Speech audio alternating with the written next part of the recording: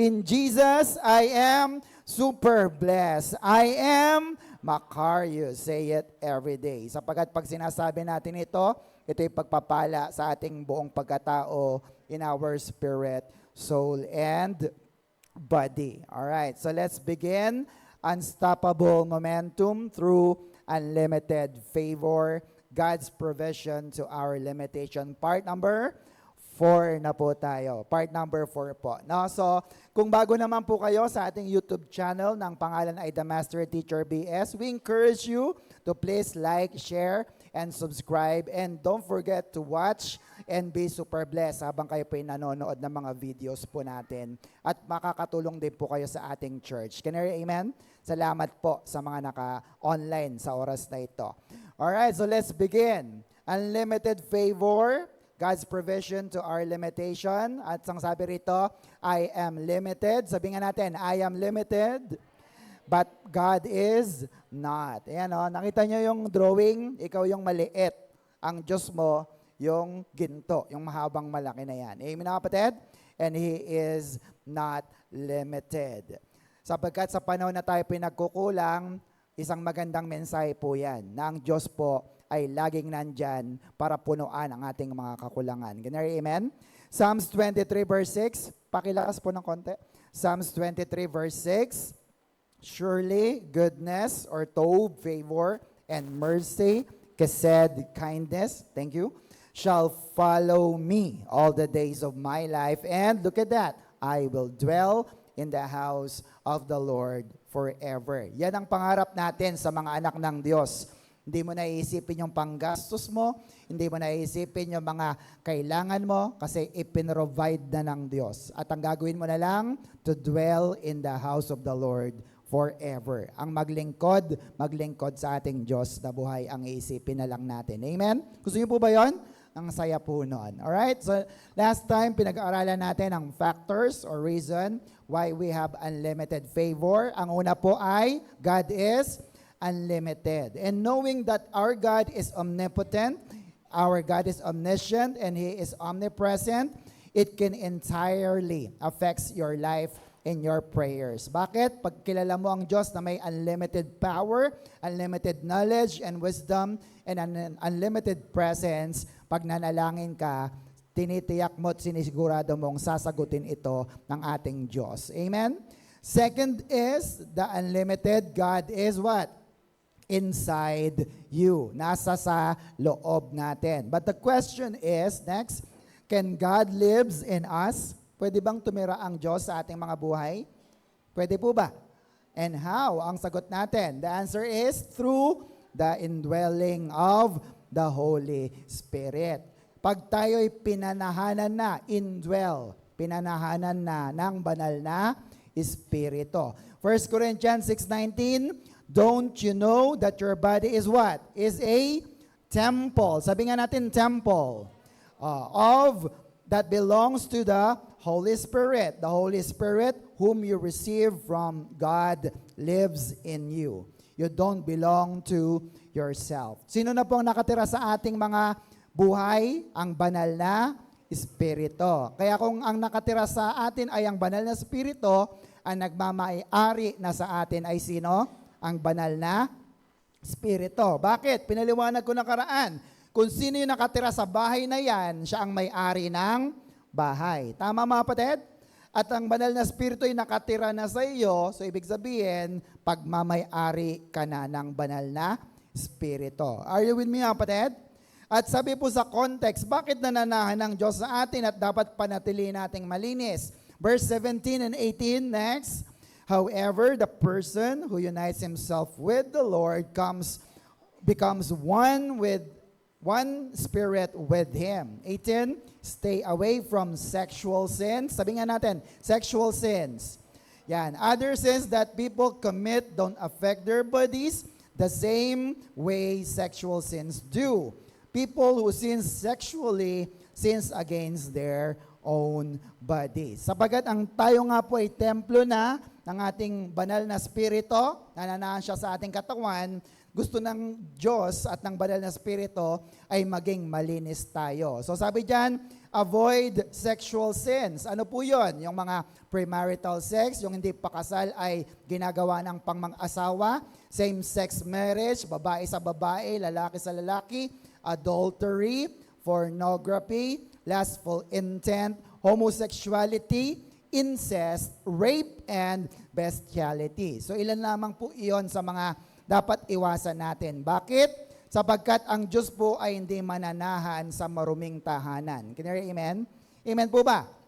Kung tayo po ngayon ay pray ng pray at sa tingin mo hindi naririnig ng Diyos ang iyong dasal kasi baka marumi or may kasalanan ang iyong katawan kaya hindi makakilos ang banal na Espiritu. So next question is, where does God lives in us? Saang parte ng ating pagkatao nakatira ang banal na Espiritu? Alam nyo na, di ba?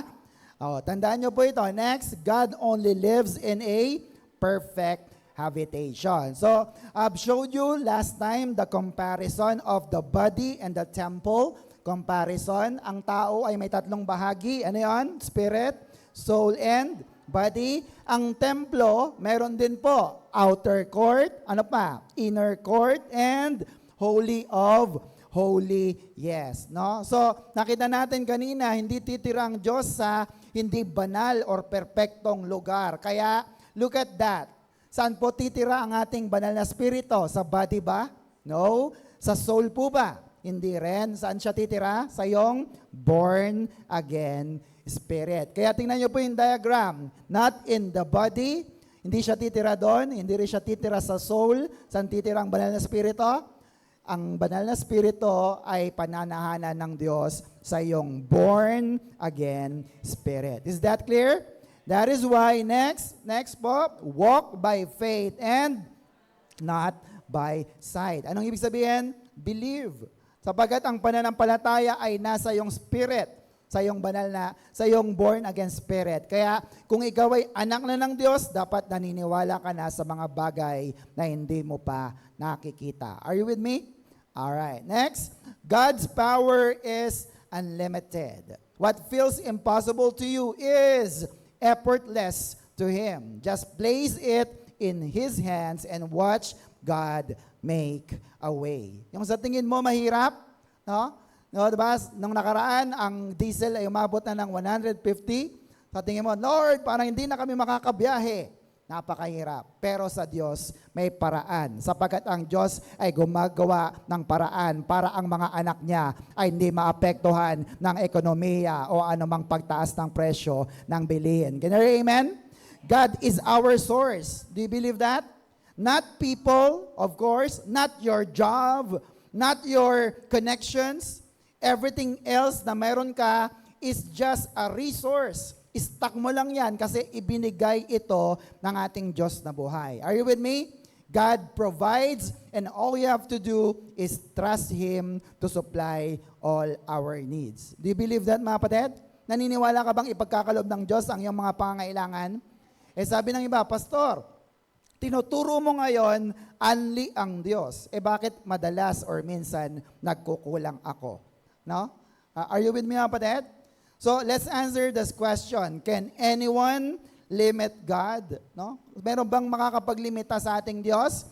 Sabi ng Matthew 6:33, and He will give you all you need from day to day if you live for Him and make the kingdom of God your primary concern. Sa ibang version, put God first. Di ba po?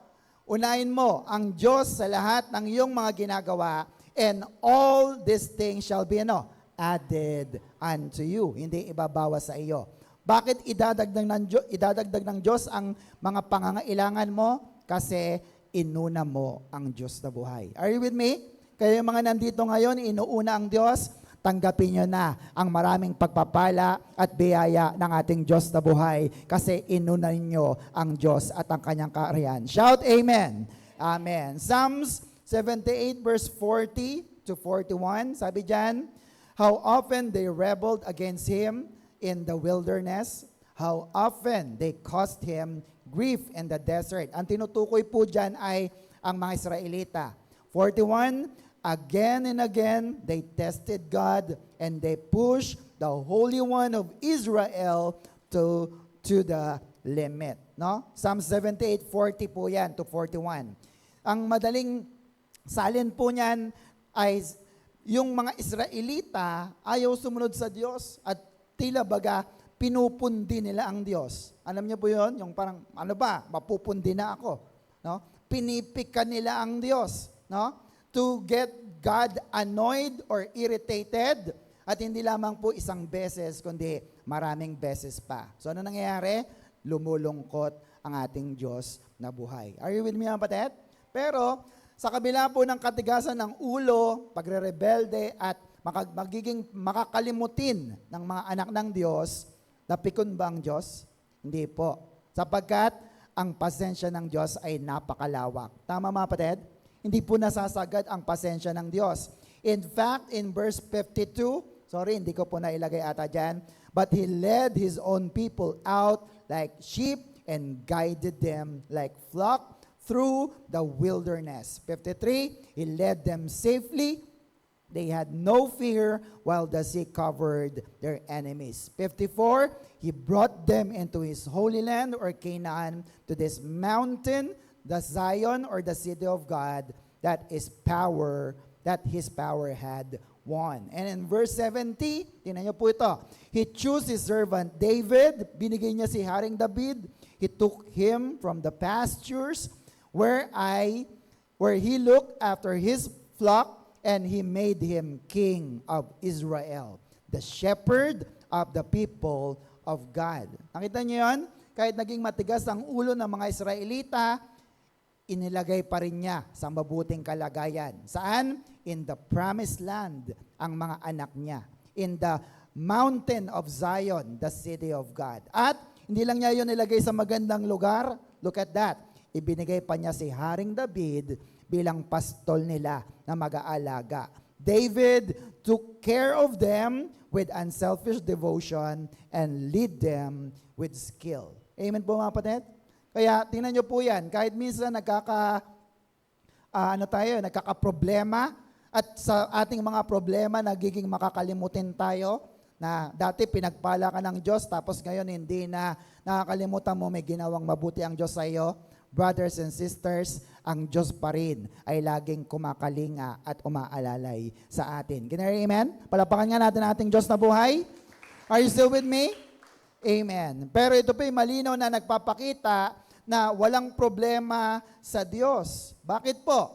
Kasi He is indeed unlimited. No? Hindi problema ang langis, tama?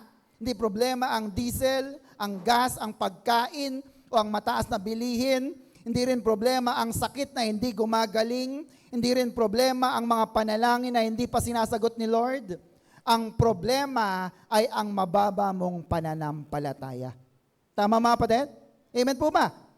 Kung tumaas ang lahat ng bilihin, mataas din ang pananampalataya mo, God will provide all my need. May magagawa ba sila? Wala po. Are you with me, mga kapatid? Kaya kung mataas ang gas, sabi nga nila, dapat mas taasan mo pa ang iyong pananampalataya that God will provide all your needs. In Jesus' name, shout amen. Amen. Siyempre, lahat ng mga nag-amen, sila lang ang tatanggap ng pagpapala na yan. Amen, mga kapatid? Now, sagutin na natin ang tanong na, what limits the unlimited God inside you? No? Kung ang Diyos pala'y unlimited, no? Bakit at papaano siya nalilimitahan? No? Paano siya nagiging limitado? Number 1, next po. Yan. So, number 1 is, everybody, spiritual ignorance. Sabi nga natin, spiritual ignorance. No? Kawalan ng kaalaman sa mga bagay na makadiyos or spiritual. Are you with me, mga kapatid? Hosea chapter 4, verse 6, letter A, look at this. My people are destroyed from lack of knowledge. No? Ang mga tao ng Diyos, ang mga anak ng Diyos, kagaya natin, ay nasisira, nawawasak. Bakit? Bakit daw po? For lack of knowledge. Kaya mahalaga pala talaga nag-aaral ang salita ng Diyos. Amen, mga kapatid? Amen po ba? Ang Hebrew word ng salitang destroyed ay dama or dama. Sabi nga natin, dama. Yan. It is to cause to cease, cut off, be cut down, putulin, to be undone. Parang sa allowance. Pag sinabing, cut na. Wala ka ng allowance. No? Be undone. No? Lahat ng mga ginagawa sa iyo dati, kung ikaw ay binibigyan, hindi na ngayon gagawin. Kasi it's undone. Meaning, to be limited in God's unlimited favor and blessing. Kaya kapag tayo po'y nasira, na-destroy, dahil wala tayong kaalaman sa mga salita ng Diyos, yan, dama ang tawag po dyan. Amen mga kapatid? Next, sabi dyan, knowledge is power. And, next po, and you cannot exercise faith out of ignorance. Iba ang may alam. Tama ba mga kapatid? Kasi kung wala kang alam, hindi mo maipapanalangin ang tamang panalangin na sinasagot ng ating Diyos na buhay. Look at this. Hosea 4 verse 6, letter B. Sabi kanina, my people are destroyed from lack of knowledge because you have rejected knowledge. Ayaw nyo magsulat, ayaw nyo mag-aral, ayaw nyo sa Bible study. What happened? I also reject you as my priest. Because you have ignored the law of God, I also will ignore your children. No? Sabi rito, ayaw mong mag-aral. Sige, ayaw mong mag-Bible study. Ayaw mong umattend sa mga pag-aaral dito sa ating church. Sabi ng Diyos, I reject you as my priest. Pastor, hindi naman kami priest, hindi kami mga pastor, hindi kami lingkod ng Diyos. Yes, totoo po yan. Pero ang ibig sabihin po dito, na rejected as a priest, ano bang trabaho ng mga pari o ng mga pastor? Ano po ba? Kami po'y nagpe-pray. Kami ang nagdadala ng mga dasal ng mga tao papunta sa Diyos. This is in the Old Testament context, mga kapatid. Amen? Pero ngayong panahon na to, pwede ka na mag-pray. Sabi sa katabi, pwede ka na rin mag-pray. Are you with me? Just, of course, dapat hindi ka lack of knowledge. Bakit? If you are lack of knowledge and you're praying to God, look at that. I will reject your prayers too. Bakit? No prayers, no blessing. You get that mga kapatid? No priest na nagdadala ng panalangin sa Diyos, wala rin pong dasal na tutugunin ng Diyos, kaya walang pagpapala sa mga anak ng Diyos. Are you with me? Nakuha niyo po ba mga kapatid? Kaya napakahalaga na nagdadasal tayo sa ating Diyos. So, makikita natin ngayon kung bakit dapat nagpipray pala tayo. Tama ba mga kapatid? Anak ba tayo ng Diyos? Dapat ang mga anak ng Diyos ay nagdadasal sa Diyos. Amin mga kapatid? Na mahalaga palang umaattend ka ng midweek prayer meeting. Bakit? No prayer, no blessing. Kaya Lord, bakit ang hirap ng buhay ko? Nagdasal ka ba? Kaya sabihin sa katabi, umattend ka palagi ng midweek service. Shout amen. Palapakan nga natin ating Diyos na buhay. Now, kung hindi pagpapalang darating sa'yo, anong darating sa'yo? What is the opposite of blessing? Misery. Sabihin mo nga, misery. Ito po ay ang paghihirap mentally at physically. No? So ano po yung mga nakalagay dyan? Condemnation. No? Lagi, ligtas ba ako? Anak ba ako ng Diyos? Bakit ang hirap ko? Kristiyano na ako, bakit ang hirap ko? No? What else? Curse. Sabi nga natin curse. Pero ito po ay para sa mga unbeliever lang ha. Lilinawin ko. Nung si Kristo ay namatay sa krus, wala nang anak ng Diyos na pwedeng sumpain. Amen na kapatid? Sapagat ang lahat ng sumpa ay dinala na ng Diyos sa krus ng Kalbaryo. Are you with me? So para saan yung mga curse? Yung mga hindi, kasi may mga unbeliever din naman na nagdadasal sa Diyos. Are you with me? Pero kung hindi sila nagdarasal, anong darating sa kanila? Sumpa or curse. Is that clear mga kapatid? What else? Criticism, bad fortune, kamalasan, disapproval. Nagpray ako, Lord, bakit di mo sinagot? Disapprove. Hardship. No? Laging mahirap ang buhay. Isang kahig, isang tuka. Difficulty, affliction, bad luck, calamity, ano pa? Denunciation. Ibig sabihin lagi kang sinisita na mali ka publicly. And look at that. Danger. Sabihin mo nga, danger. No?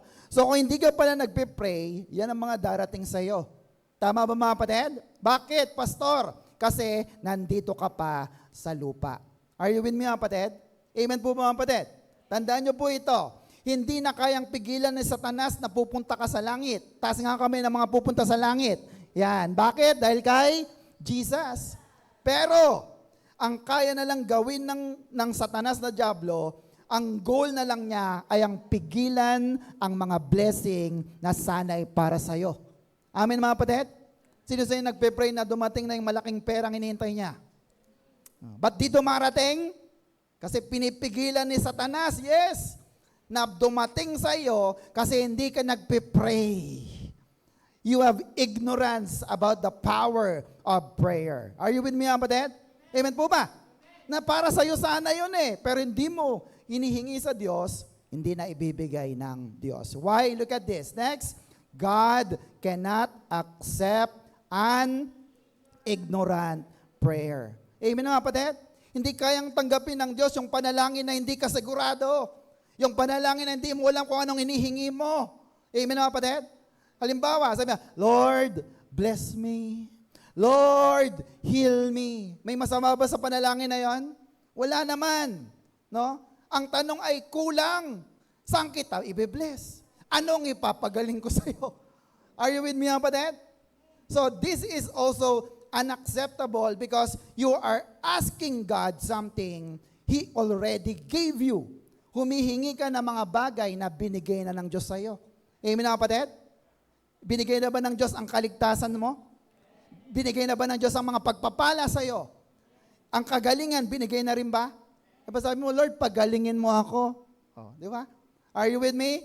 So that is ignorant prayer and later we will discuss that. Amen na kapatid? Bakit mo ito ginagawa?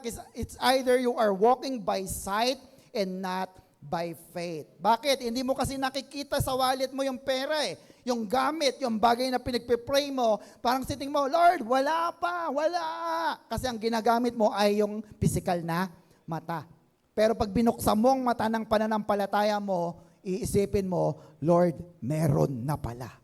Amen po ba mga kapatid? Amen po.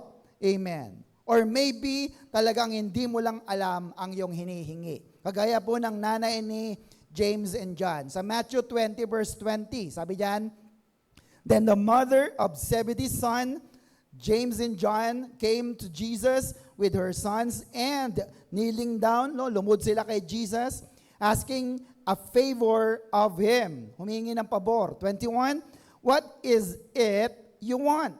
Tagalog, anong gusto ninyo? He asked. She said, sabi niya, grant that one of these two sons of mine may sit at your right and the other at your left in your kingdom. No, tingnan niyo po yung nanay na to. Ugali talaga yung mga nanay ito Sinisecure nila ang ministry or ang posisyon ng kanilang mga anak. Amen mga kapatid? Lalapit talaga sila. Oh, Lord, ilagay mo itong anak ko. Gagamitin mo to, pwede yan. No? Ganon talaga yung mga nanay. Gusto nila, ang mga anak nila naglilingkod sa Diyos. Tama? Walang masama diyan. Pero, ito po kasi ay may kasamang responsibility. Sabi mo ang responsibility. Kaya ang sabi ni Lord, verse 22, look at this. You don't know what you are asking. No? Hindi mo alam kung anong pinagpe-pray mo. Jesus said to them, Can you drink the cup I am going to drink? We can, they answered. No? Sabi ni Lord, bakit hindi mo alam hinihingi mo? Kaya mo bang inumin yung aking sarong iinumin? Ano po ba yung cup na yon? The cup of suffering. The cup of death on the cross. Bakit hindi nila alam? Pero sumagot sila, we can. Sige, kaya namin. No? Are you with me? Kaya minsan pag humihingi tayo sa Diyos, baka hindi mo alam ang hinihingi mo, kaya hindi pinagkakaloob ng Diyos sa atin. Are you with me, kapatid? Sabi nga po ng isang sikat na artista, si Denzel Washington, when you pray for the rain, you gotta deal with the mud too. Amen na kapatid? Pag nagdasal ka ng ulan, ng pagpapala, may kasama po yung putik na dapat mo ring yakapin. Tama mga kapatid? Amen po ba? Hindi lang puro pagpapalang ulan ang tatanggapin mo, mapuputikan ka rin dyan. Handa ka bang maputikan? Dahil sa mga pagpapalang yan. Are you with me, kapatid? So, the common pitfall of ignorant prayer is yung misconception na hindi mo alam ano bang tamang verse ang ilalagay ko para pakinggan ng Diyos ang aking panalangin. May mga hugot verse ba kayo? Di ba, tinuro na sa atin dito yon pag wala kang pera, pag may sakit ka. May mga hugot verse ba kayo? Kaya pala hindi kayo umaasenso. Kaya pala hindi gumagaling ang sakit mo kasi mali ang iyong dinadasal. Are you with me, kapatid? Or assuming na yung mga simple na panalangin, yung prayer mo, hindi pa rin nag-upgrade. Are you with me, kapatid? Amen po ba? You are not attempting to learn and grow. No? Kaya, tingnan nyo, nalilimitahan ang spiritual na pagpapala ng ating Diyos kasi hindi mo alam kung bakit ka nagpe-pray. Sa mga kumakain, nagpe-pray ba kayo bago kumain? Bakit kayo nagpe-pray? Alam mo nyo? Papasalamat at alam nyo naman na ang lahat ng bunga ng lupa ay sinumpa. Tama, kapatid? Kaya para iwas sa mga sakit karamdaman, pinagpe-pray mo na ito na linisin ng Diyos para pag kinain mo, malinis na at pinagpapala ka na ng Diyos na buhay sa iyong pagkain. Gumagaling at nagiging healthy ka. Are you with me, kapatid? Amen. Now, there's a fact, and don't you know, na kapag, pag nagpe-pray ka pala na nakataas ang kamay, sino mga nagpe-pray na nakataas ang kamay? Lord, alam nyo po ba, ayon sa research, na kapag nakataas daw ang iyong mga kamay, ayan po, yung dugo pala ay bumabalik kusa sa iyong puso. Anong ibig sabihin ng pastor? Good circulation ng dugo, nagiging healthy ka, at gumagaling yung ilang mga sakit, karamdaman mo. Are you with me, kapatid? Amen po ba? Kaya kapag nagpe-pray ka na nakataas ang kamay, aba, iba pala. Pag nagwo-worship ka na nakataas ang kamay, hindi mo lang sinasamba ang Diyos, kundi inaanyayahan mo rin ang kagalingan ng pagpapala na nagmumula sa ating Diyos na buhay. Are you with me, kapatid? Amen. Kaya talagang, Lord, yung iba, akala mo mayroong sa kilik-kili, ayaw maitaas ang kamay. Sabihin sa katabi, itaas mong kamay mo. Malaki ang pakinabang. Are you with me, kapatid? Amen po ba? Kaya dapat alam mo ang iyong ginagawa sa oras na ito habang ikaw ay nagdadasal at nakataas ang kamay. Amen? Amen. 1 John 5:14, sabi niyan, this is your confidence. Confident ka. We have in approaching God that, look at that, if we ask what? Anything according to His will, anong sabi? He hears us. No?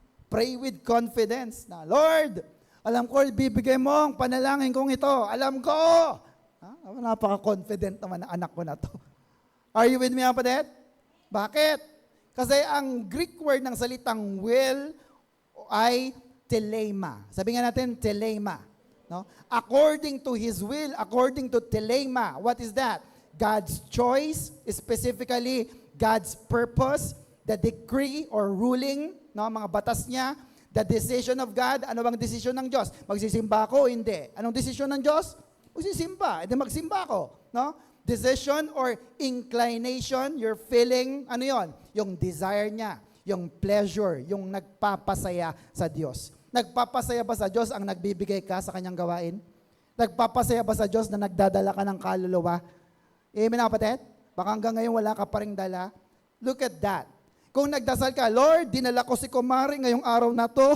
Di ba sinabi mo magdala ng kaluluwa? Lord, yung pinagdadasal ko. Are you with me? And if you pray according to telema, God's will, anong sabi ng pangako na yan? Balik mo nga Brad, yung verse na yan, 1 John 5:14. If we ask anything according to His will, anong sabi? He hears us. Gusto mo bang marinig ng Diyos ang iyong dasal? Gawin mo ang kalooban ng ating Diyos na buhay. Shout amen. So the question is, how can you pray confidently or having the right prayer if you don't know His word, His will or telema? No? Paano ka nagdadasal? Sino po sa inyo nagdadasal? Taas nga kamay. Ilang taon na kayo nagdadasal? 10 taon? Wala pa rin? Wala pa rin? Paano ka nagdadasal confidently? Kung hindi mo pala alam, Lord, talaga bang gusto mo na ako'y magtrabaho sa abroad? Gusto mo ba na talaga ang kursong ito ang kukunin ko? Hello, are you with me? Kung hindi mo pala alam ang kalooban ng Diyos, ang iyong dasal ay hindi pala matutupad. Bakit? Sabagat ang answered prayer dapat tugma. Sabi mo nga tugma. Saan? Sa telema or will, kagustuhan, pagpapasya ng ating Diyos na buhay. Amen na kapatid? Amen po ba? If you ask anything according to His will, He hears us. It's a yes. Amen mga kapatid? At dahil kay Kristo, madami tayong mga dasal na dapat ay yes na. 2 Corinthians 1:20, look at this. The yes to all of God's promises is what? Is in Christ. And through Christ, we say what? Yes to the glory of God. Amen mga kapatid? Nangako ba ang Diyos ng kagalingan? Oh yes. Promise ba yun ng Diyos na pagalingin ka? Yes, Lord. Sabi mo, pagagalingin mo ako. Nangako ba ang Diyos ng pagpapala? Oh, di ba? Yes na yan kay Lord. Nangako ba ang Diyos ng kapayapaan ng isip? Yes, amen. Nangako ba ang Diyos ng kapahingahan? Kaya sabi, Pastor, pag Wednesday, pagod kami. Galing kami trabaho, galing kami school. Pagod kami. Nangako ba ang Diyos? Come to me and I will give you rest. O, sige, palapakan nga natin ang Diyos. Kaya kahit nasaan pa kayo galing, dumiretso kayo sa church, pagpapahingahin kayo ng Diyos. Are you with me, kapatid? Amen po ba? Tatanungin ko kayo, sinong magulang ang gusto yung anak niya may sakit? Ha? Wala, di ba? Kahit nga hindi mo anak eh. Ayaw mo, may sakit yung isang bata. Brothers and sisters, get this. Kung ang mga ama natin, magulang natin sa lupa, ayaw kang magkasakit, ayaw niyang maging mahirap ang buhay mo, ayaw niyang maging aburido ka sa mga bagay, ayaw niyang nai-stress ka. Brothers and sisters, magnify this 10 times. Ang ating Ama sa Langit, ayaw ka rin niya na maghirap at magkasakit. Ibibigay niya ang lahat ng iyong pangangailangan sapagat ito ang magpapasaya sa iyo. Can you hear amen? Amen po ba? Amen. Sabi ulit ng verse, 1 John 5:14 sa Century Version, we are certain, no, sigurado ka, that God will hear our prayers. Kailan? When we ask for what pleases Him. No? Hindi ikaw ang matutuwa sa prayer mo. Dapat ang matuwa, Diyos muna. Amen na kapatid? Kaya sabi ko dati, pag nag-pray ka ng ganito, Lord, ang kulit talaga ng kapitbahay ko na to, bulagin mo nga yung mata niyan para hindi na siya... Sasagutin ba ng Diyos? Hindi matutuwa ang Diyos dyan. Tama mga kapatid? Amen po ba? Pero kung ang dasal mo ay nagpapasaya sa Diyos, papakinggan niya. Amen? Sabi sa God's Word, we are confident that God listens to us if we ask for anything or in line that has His approval. Approve ba sa Diyos yung prayer mo? Sa tingin mo, approve? Eh, mapapalayo ka. Baka hindi ka na mag-church. Pag nagtrabaho ka, approve ba yan? Parang hindi, Lord ah. Tama ba mga kapatid? Kaya pala, hindi sinasagot. Bakit? Praying the right prayer leads to answered prayer. Amin mga kapatid? Pag tamang dasal mo, sasagutin ito ng ating Diyos na buhay. Are you with me? Kasi yung iba hindi nagpe-pray eh. Yung iba ganito, nagre-reklamo. Lord, wala na kaming bigas. Lord, wala na akong pera. Lord, walang pamasahe. Lord, ang taas ng gas. Ano ngayon? Dapat ang sinasabi mo, Lord, bigyan mo kami. Di ba? Nagre-reklamo. Yung iba nagre-report sa Diyos. Brothers and sisters, itama mo ang iyong pagpe-pray sa Diyos sapagkat marami ng bagay ang ibinigay sa atin ng Diyos. Can you hear amen?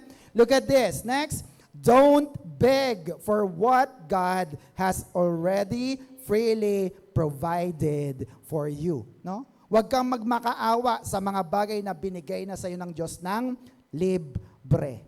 Tama ba mga kapatid? Amen po ba? Binigay na ng Diyos sa iyo yan eh. Ang gagawin mo na lang ay tanggapin ito. Romans 8:32, certainly not God who did not even keep back His own Son. Sino yan? Jesus. Sabihin natin Jesus. But offered Him for us all. He gave us His Son. Look at the next line. Will He not also freely give us all things? No? Nagtatanong po si Apostol Pablo, anong mahirap ibigay mga kapatid? 100 o 1,000 sa basket? Anong mas mahirap ibigay? 1,000. Wow. No? Pero tingnan nyo po yan. Si Lord, hindi lang 1,000 ang binibigay niya sa iyo. Trillion, billion, Amen na kapatid? Amen po ba? Bakit pastor? Naibigay niya yung pinakamahirap sa langit, yung kanyang anak. Tama ba mga kapatid? Kaya sabi ni Pablo, kung binigay niya yung pinakamahalaga sa langit, hindi ba kayang ibigay ng Diyos yung pambayad mo ng bills mo? Hello? Hindi ba kayang ibigay ng Diyos yung mga pangbayad mo sa mga utang mo? Are you with me? Amen po ba?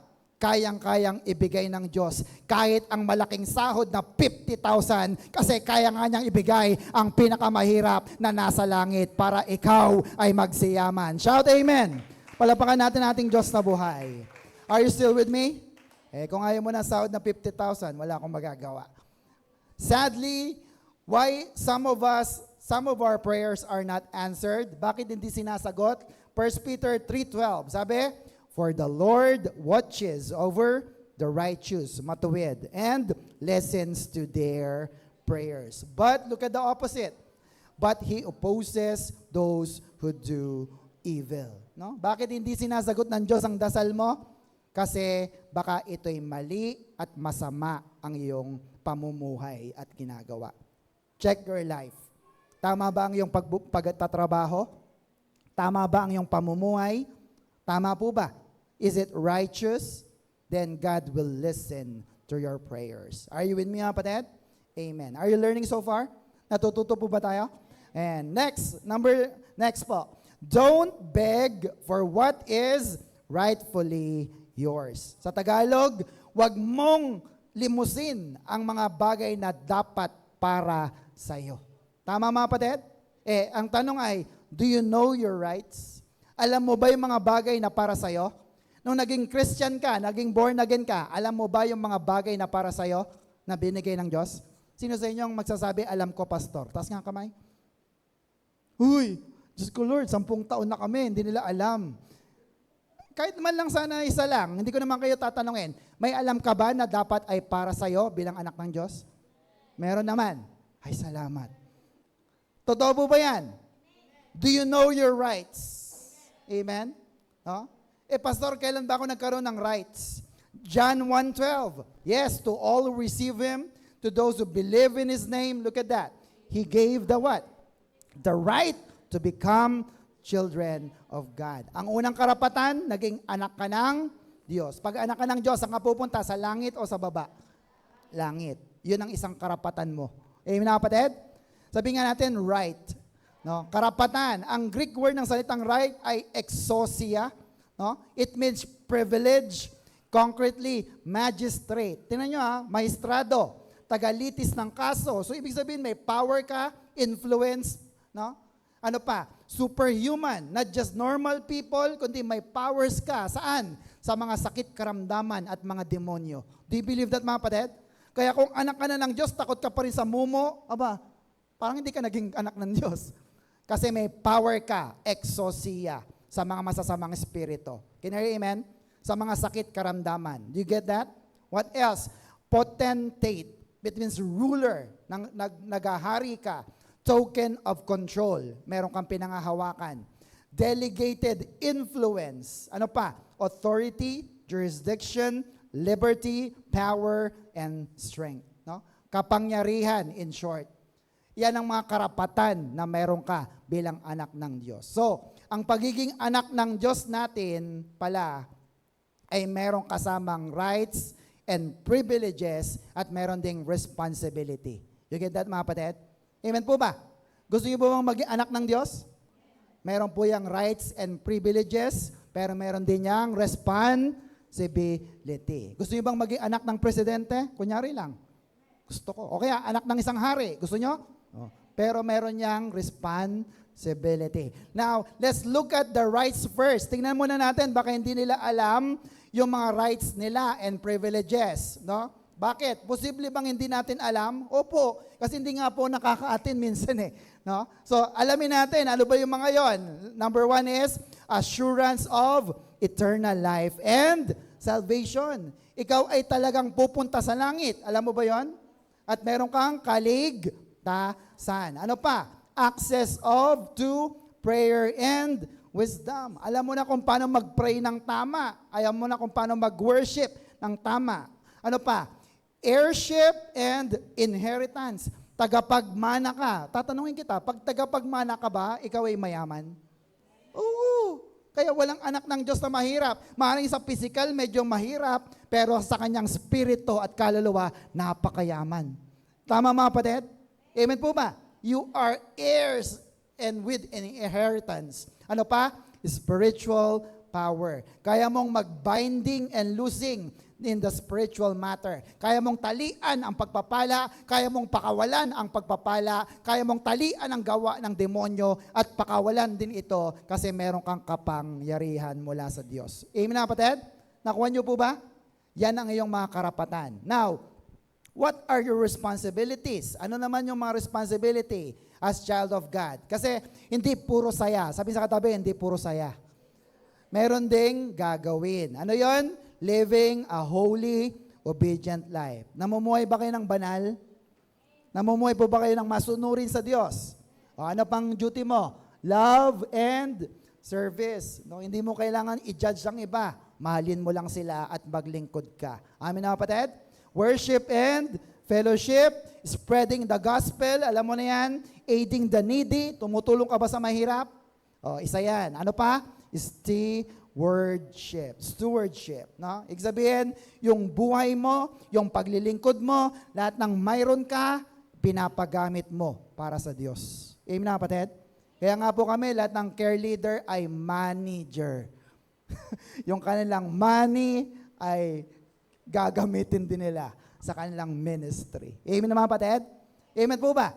So, those are your duties and responsibilities. Now, next, sabi dyan, out of ignorance, a Christian may not know his rights and privileges and responsibility. Dahil nga hindi mo alam, kaya madalas hindi mo alam na dapat para sa'yo palang blessing na yan, hindi mo natatanggap.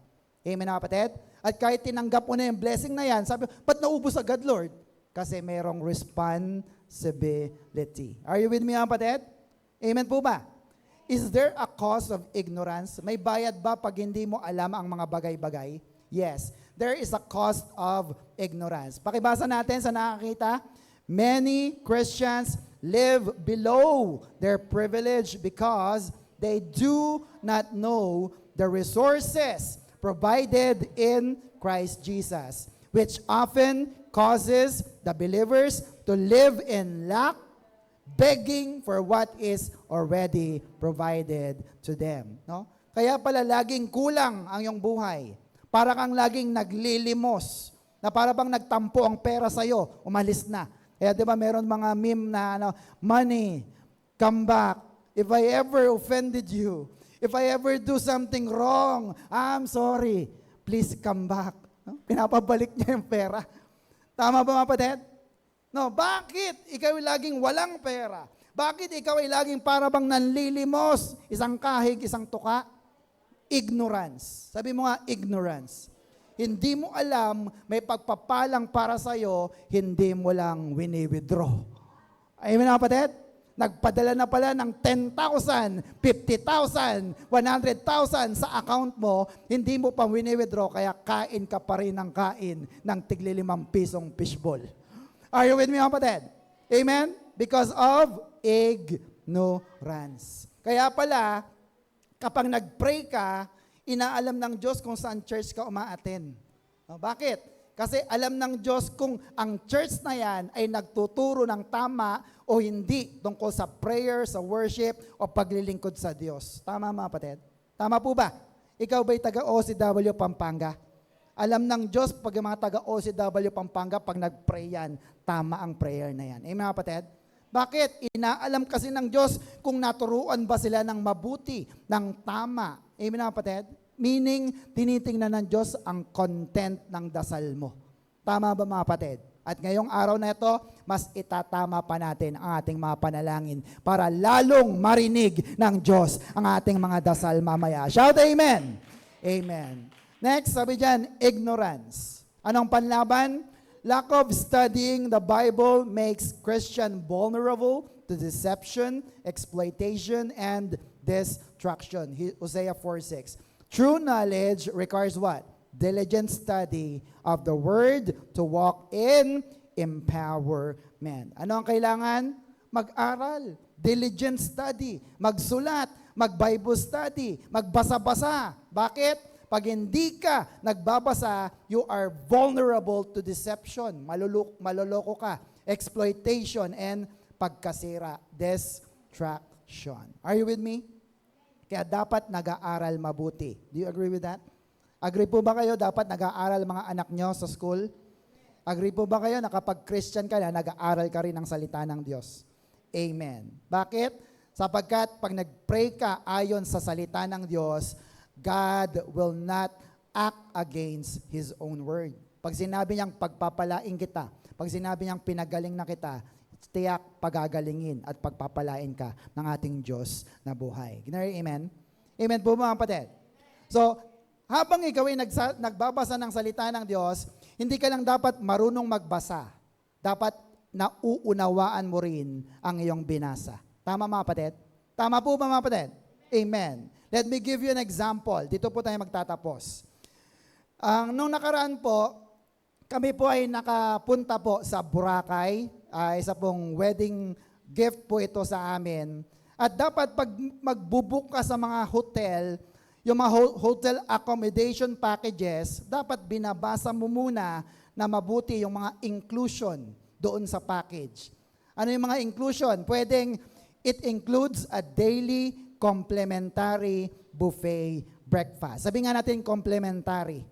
Oh, yan. Nung pumunta na nga kami sa Boracay, 3 days po, no? Nagpabook kami doon sa isang 4-star hotel na Les Solel de Boracay, no? At ito po yung beach front, no? Stunning beach front, naharap ng mismong beach. Tapos, nung umaga na-discover pala namin na lahat pala ng makikita mo doon sa room, may bayad. Kaya pag pumunta ka doon sa rep at nakita mo, uy, soft drinks, uy, pagkain. Huwag kang matitempt. Kasi paglabas mo, babayaran mo rin yon. Amen? So at least sabi nga lang, may 20,000 kang pocket money para sa pagkain at pasyal lang. Now, buti na lang, nabasa namin, includes a daily complimentary buffet breakfast. No? Kasi kung hindi namin ito nabasa, mapapagastos po kami ng mahal sa labas. Ano bang ibig sabihin ng complimentary? Next nga, yung picture na, wala na. May picture ako dyan, di ba? Ayan. Kanina pa ako nagsasalita rito. No? Anong ibig sabihin ng complementary? Sabi nga natin complementary. Sino nakakaalam? Ibig sabihin nito ay free of charge. Kaya ibig sabihin yung breakfast ay free. No? So, nung first day, syempre, dahing tao, tamang kain lang kami. Kunti lang. Nung lumabas na kami, stroll, nakita namin yung mga pagkain pala ron, napakamamahal. 250, 300, hanggang pataas ng pataas. Pero dahil Pinoy tayo, nung sumunod na araw, the next day, nagpakabusog na kami ng breakfast. No? So, hindi na kami nag-lunch noon. Ang susunod na naming kain ay dinner na. No? Mas tipid pa. Bakit? Kasi marunong kang magbasa at naunawaan mo ang iyong binasa. Included ang iyong complimentary buffet breakfast. Amen na kapatid? Kaya malaking pakinabang pag binasa mo at nauunawaan mo ang iyong binasa. Brothers and sisters, iba ang may alam. Amen na kapatid? Dapat alamin mo ang iyong rights and privileges. Ang ating kaligtasan ay package din. Sabi nga natin, package. Anong tawag po doon? The SODSO package. Look at this. Read it carefully, no? Next po. Healing, next po. Healing is part of our salvation package. Sige nga, basahin natin para sabihin mo, nakita mo. 1, 2, 3, go. Healing is part of our salvation package. Ano yung package na yon? SODSO package. Are you with me, kapatid? Bakit natin ito pinag-uusapan? Sapagkat may ilang pong mga anak ng Diyos na hindi nila alam, magaling na pala sila kay Kristo. Amen, kapatid? At may mga ibang churches pa nga, alam mo kung bakit may sakit ka? Siguro hindi ka nag-tithes, hindi ka nag-ikapo, no? Sige, gusto mong gumaling, magdala ka ng mga 3 buong manok. At syempre, pag pinatulan mo yung 3 buong manok, baka susunod, sige, magdala ka ng 1 buong lechon baka. Pataas na ng pataas. Are you with me? Na nagiging pabigat. Brothers and sisters, your healing is part of your salvation package. You see that, mga kapatid? Pastor, saan po nakasulat yan sa Bible na kasama ang aking kaligtasan at kagalingan? Last verse na natin, Matthew 1:21. Everybody, she will give birth to a son, and you will give him the name. What is the name? Jesus. Anong gagawin niya? He will save His people from their sin. Anong gagawin ni Jesus? Ililigtas niya to save His people sa kanilang mga kasalanan. Sabi nga natin, save. Ano ang Greek word ng salitang save? Alam nyo na. Next, it means sodso. Sabi nga natin, sodso. Look at the meaning. To save, that is deliver or protect. Ingatan. What else? Heal. Ano sa Tagalog? Pagalingin. Preserve, do well, and be made whole. You see that, mga kapatid? Ang iyong kaligtasan ay kasama pala ang healing or kagalingan. Amen po, mga kapatid? Now you know. Sabi sa katabi, now you know. So don't pray for healing. Huwag ka na magdasal ng kagalingan. Just claim it. Amen, mga kapatid? Just thank God, Lord, salamat, niligtas mo ako. Salamat, Panginoon, pinagaling mo na ako. At dahil sa dugo at latay ni Kristo, magaling na ako sa pangalan ni Jesus. Amen. Amen. Amen, mga kapatid? And that healing is already provided for you. Kaya makakapag-ipon ka na, yayaman ka, at marami ka pang mabibiling bagay na kailangan mo at ng iyong buong pamilya. Shout amen. Palapakan natin ang ating Diyos na buhay. Are you still with me, mga kapatid? But wait, there is more doon sa Sodso package. Pero next week to be continued. Ano lang yung unang kasama sa package? Healing or kagalingan. Kaya mamaya pag may sakit ka, o kaya anak mo, kapamilya mo, may sakit, alam mong Christian naman siya, sabi mo, Lord, alam ko, pinagaling mo na sila dahil sa dugo at latay ng aming Panginoong Jesus. Just claim it and thank God at mapapasayo ang kagalingan na yan. Can you amen? May natutunan po ba tayo? Ano po ang ating Macarius Challenge, everybody? Learn God's Word to enjoy His unlimited favor. Isa pa nga po, learn God's Word to enjoy His unlimited favor. Amen. Natututo po ba tayo ng salita ng Diyos? Brothers and sisters, Bible study is very important. Why? It can improve your prayers and so that you can also enjoy God's unlimited favor. Are you with me, mga kapatid? Sige po, tayong lahat tayo tumayo, tayo magdasal ng pasasalamat. Hallelujah. Panginoon, salamat po sapagat sa araw na ito, alam namin na ginising mo ang aming mga natutulog na spirito sa katotohanan na magaling na pala kami, Lord.